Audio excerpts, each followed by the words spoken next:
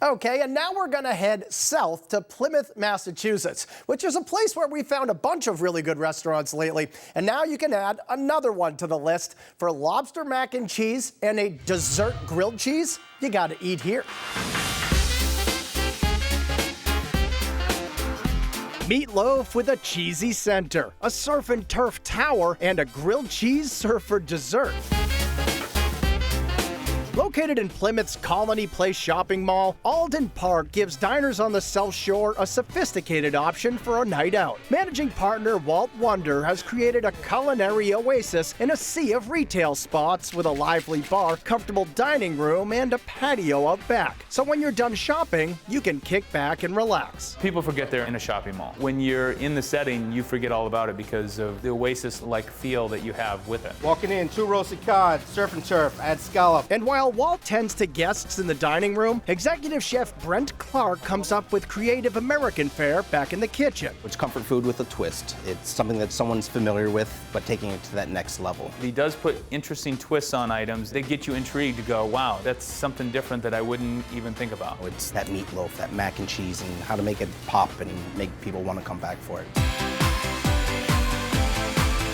So rather than serving plain old meatloaf, Brent stuffs his with Gouda, peppers, and spinach and serves it over a bed of garlic mashed potatoes. It's ooey gooey, it's cheesy. As soon as you cut in, cheese just melts out. Pretty much every bite has that cheesy herb kind of flavor the whole way through it. And while this isn't a steakhouse, they certainly offer some choice cuts. The steak and butter poached lobster is a tower of tastiness that starts with a potato cake topped with sautéed spinach, a porcini rubbed filet, and a butter poached lobster tail. Equally as eye-popping is the ultra-indulgent black and blue ribeye. The black and blue ribeye is like heaven. It's a stack. I mean, you know, you have potatoes, you have the filet, you have the sauce just oozing over top, and then a mound of fried onions on top of that, and you can't go wrong with fried onions. For a more casual way to get your steak intake, order one of the flatbreads. Topped with red onion marmalade, cheddar, and flank steak, this pizza will certainly please. You get the sweetness, the spiciness, the crunch of the pizza dough, the tenderness of the meat. We got 3 kinds of cheeses on that, and it's just melty, ooey gooey, beautiful flavors. Since we're just a short distance from the water, seafood is prevalent on the menu as well. Being in Plymouth, being very close to the waterfront, we try to get the freshest fish. We get local clams, we get local oysters, we get lobsters that are local, coming literally right off of the pier. There's pan-seared scallops, cooked perfectly golden and placed over a bed of jalapeno corn puree and topped with a bacon tomato relish.